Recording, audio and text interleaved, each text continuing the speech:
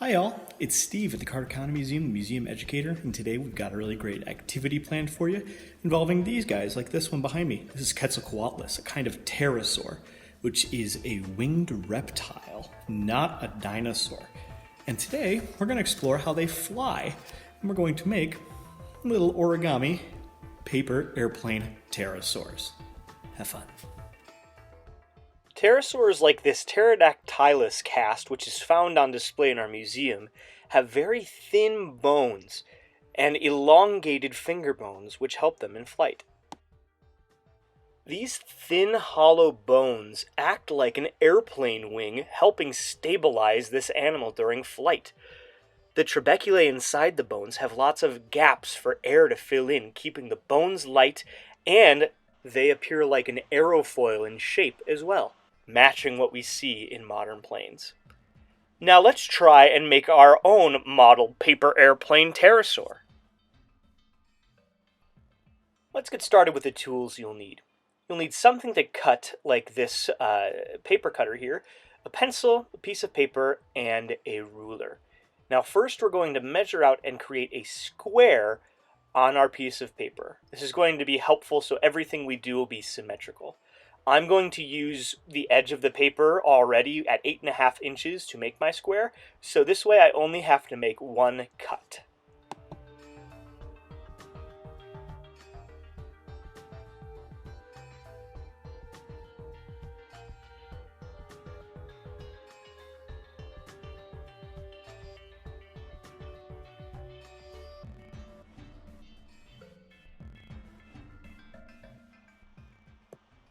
There, now once you get everything lined up, you'll be able to cut it with either your paper knife, box cutter, or scissors, whatever have you. Whatever works for what you have at home, that'll make it easiest. And now we should have our square, a perfect square.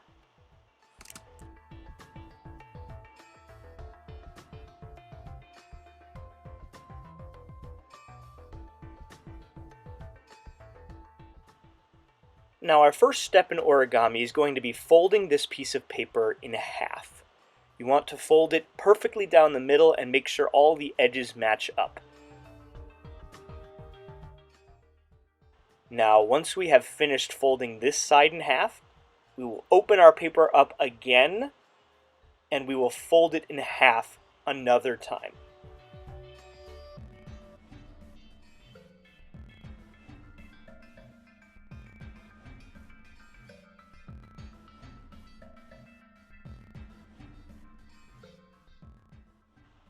Our next step is to take each edge and fold them into that midline we created, and then make a crease. It'll even start to kind of look like a plane already. We should end up with an elongated diamond by the end. One end will be about double the length of the other on either side.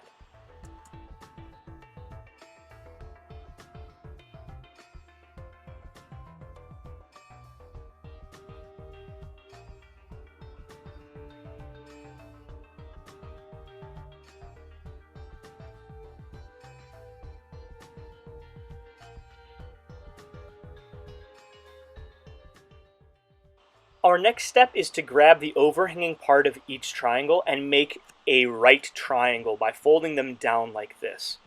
They should be symmetrical, so the one on one side should match directly the one on the other side.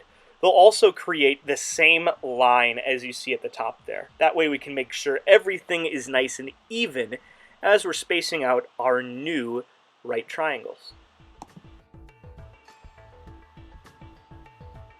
Our next step is going to be inverting what we have already made.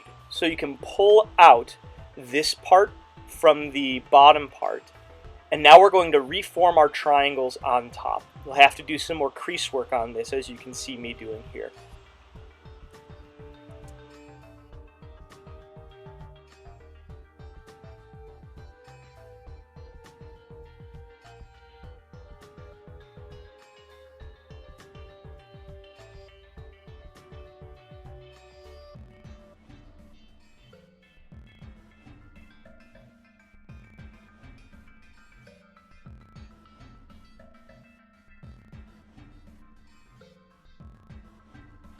Next, we will turn these triangles inside out so that way it matches what we see on the other side. So if you take the inside of that triangle, lift it up and fold it out and down, you'll then be able to fold that crease down, and you should have a symmetrical piece of paper that is matching on either side.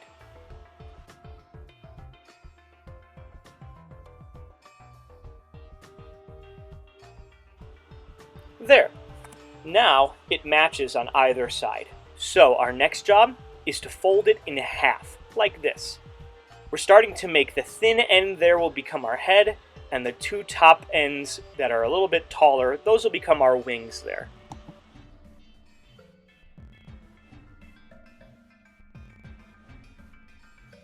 Let's start with the head here. Take this piece and fold it so it is directly in line with those wing pieces, and make a nice deep crease there. If you want, you can do this on either side, or you can work it from the interior next. We want that piece to be bendable. Next, you're going to bend the tip at a 90-degree angle. That's going to create our head there. And you want to make sure that's a nice deep crease as well. And you can do that on the either side as well if you choose. What I'm doing here, I'm opening it up and I'm bending the individual creases inside so that way I can make them match within my hands here.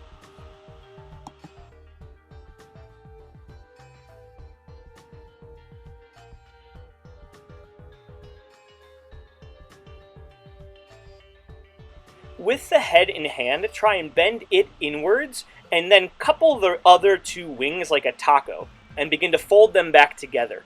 Now you'll create something that kind of looks like a bird a little bit.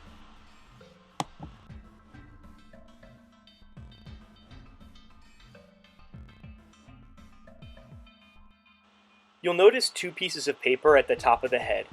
Pull one back and bend it inversely of the way it was already bent.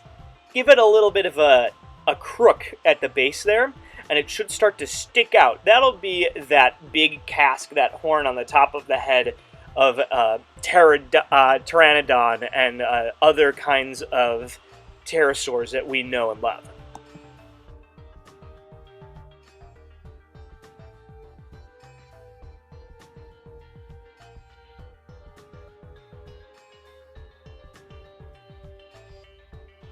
With the horn in place, it's time to adjust the wings. We're going to fold them out here and start to fold them down. That way they can have a nice right angle to them. That's what we're looking for. If you need, you can also make a second bend near what would be the posterior end of the pterosaur, and that'll help flatten out and give you a little bit more wingspan as well. But as you can see here, we've done it. We've created our pterosaur that is now a paper airplane. And why don't we give it a test, see if it works? A little bit more than that, though. We are clear for takeoff.